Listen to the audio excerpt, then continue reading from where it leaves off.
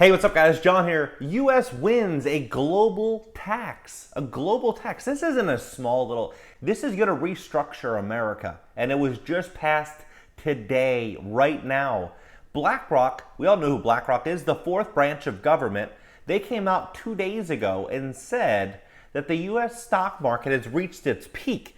They said, BlackRock warns US stocks at risk from higher tax and peak growth. BlackRock Investment Institute strategists are dialing down their excitement for U.S. stocks, at least for in the near term. The risk of higher taxes, tighter regulation, and potential for faster economic growth in other developed countries has dented the market's appeal for strategists led by Wei Ling said in a note. We see equities in developed markets outside of U.S. as better positioned to capture the economic restart over the tactical horizon, and the powerful restart broadens out. They wrote, potentially higher taxes and more regulation could pose challenges to the short performance in the U.S. stock market. The S&P is trading at a record high after surging more than 90% from its March 2020 low, pushing investors to weigh possible risk to the rally and consider other markets that haven't gained so much. Stocks in Europe and Japan can win from the current phase of the recovery trade, strategists say, and these parts of the world also face lower risk for additional taxation and more regulation relative to the U.S. BlackRock strategist says that Biden administration manages to impose a 28% corporate tax and a 21% global tax. This would cut earnings per share on the S&P by 7% next year. At the same time, they expect the eventual tax boost to be more moderate. While U.S. stocks may come under pressure, the strategists still favor the country's small and medium cap companies as they are less likely to be impacted by taxes and regulations aimed at large multinationals. To be sure, over the next 6 to 12 month horizon, BlackRock strategists are overweight U.S. and U.K. equities, neutral Euro area, and underweight Japan. So they're saying that the opportunities are leaving America. Their opportunities are leaving. And in this video, I'm going to break down exactly what this is going to look like for the 99.9% of Americans. Please smash that like button. When you do, you're going to help share this content and educate more people as to what they can expect coming very, very soon. Please smash that like button and let's begin. This minimum tax is positioned in a way to combat inequality and inequity and to drive us together and make America stronger. At least that's how it's presented. But when you really take a hard look at what's going to happen, it's going to be the end of the middle class. Let me show you what I mean by that. We've seen all the signs in McDonald's, Burger King, Chipotle, the big corporations offering these fat sign-on bonuses for people to get back to work. The big labor shortage, nobody wants to work. They don't feel like they need to work, most people. And now there's a certain level of entitlement. The hard work, that work ethic is slowly dying in America, unfortunately. But this is what it's going to take for small businesses to survive and compete with these big corporations. Let's say that you just have 5 employees, 5 traditional employees. They all work 40 hours a week, right? And you're paying them 18 bucks an hour. That's kind of the normal now. Minimum wage, I mean, McDonald's is paying like 17, 20 bucks an hour.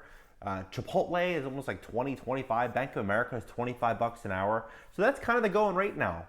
So if you're paying 5 employees at $18 an hour and they're working 40 hours a week, that's $3,600 a week just in wages. And then that's $14,400 a month total. If you have one manager that you're paying $25 an hour for, that's $1,000 a week. That's another $4,000 a month. So total just salaries is $20,400. Doesn't include your office, doesn't include the perishable goods if you're a restaurant, or any products that you're selling, or any losses that you incur in your business. Office space, say $2,000 a month. Utilities, $1,000. Insurance, $500. Total, $23,900 a month, and you haven't made a single sale. How does that business survive when now there's regulations in these businesses telling you what you can, what you can't do, how many employees can be in your office? I mean, cost of products and services, goods, everything's going up. There's shortages across the board. It takes longer to get certain things. What is this going to do? Well, it's going to clamp down small business, but they won't tell you about that. That's why I personally think that the retail real estate market, the office market, in a lot of these cities, we're going to start to see a real big decrease in valuations just because the valuations aren't going to be able to be sustainable with the new increases in wages and the increased taxes that we're all going to see. But big corporations are going to win in a massive way, and they're going to be bigger than ever. It's going to be like John D. Rockefeller when he owned Standard Oil back about 100 years ago, how he basically controlled America with this company. That's going to be our future with a few big corporations. So with that being said, I'm going to show you what this plan is and how it's going to really take control of our lives. Global tax overhaul endorsed by 130 nations as deal gets closer. Janet Yellen, U.S. Treasury Secretary, lauded the news, saying it was an historic day for economic diplomacy. I love the wording that they always use. Make it sound really good. It's a good thing for us. Yellen, in a statement Thursday, declared that an international race to the bottom on corporate rates that rob countries of revenue needed for infrastructure, education, and other needs has moved a step closer to ending. Or another way to say that is that with this corporate tax, this global tax that they're trying to push in, well, what will happen is they won't need to offer people anything more. They'll have full control. So Big Brother will go from being like that to like this, and there's nothing people can do about it. In the United States, this agreement will ensure that corporations shoulder a fair share of the burden, she says. We have a chance now to build a global and domestic tax system that American workers and businesses compete and win in the world economy. The absence of Ireland and Hungary from this deal could yet create problems for the European Union to implement the plans. Ireland's Finance Minister Pache Donoghue said last month that any deal on minimum rate must meet the needs of small and large countries, developed and developing. French Finance Minister Bruno Le Maire said he would spend the coming week before the G20 meeting redoubling his efforts to convince a reluctant European countries to make the necessary efforts to join a historic agreement that very broadly brings together the states of the planet. Resolving the issues has become increasingly urgent for the world economy after disagreements over taxing tech firms and setting a minimum rate spiraled into trade tensions last year.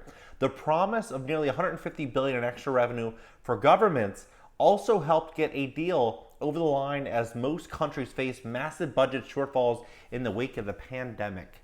So you know what's going to happen with these corporate tax hikes. They make it seem as though that the meaning behind doing this is to really hit Facebook with their new $1 trillion valuation, pull 100 billion, 200 billion from them, because that business model is basically all profit. We're going to redistribute the money to people of need, people in the poor communities that they're being oppressed right now. So we're going to take Facebook's money, we're going to give it to them. That's not what's going to happen.